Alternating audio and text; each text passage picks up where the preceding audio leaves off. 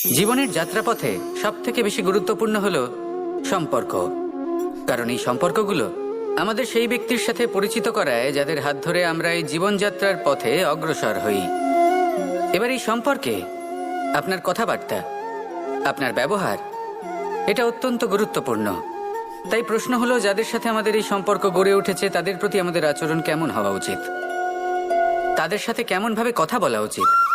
এর একটা বড়ই সহজ উত্তর আছে, দর্পণ। আপনি নিজেকে যেভাবে দর্পণে দেখেন সেভাবেই দর্পণের দিকে তাকান এবং কল্পনা করুন যে আপনার স্থানে সেই ব্যক্তি আছে আর সে আপনাকে দেখছে।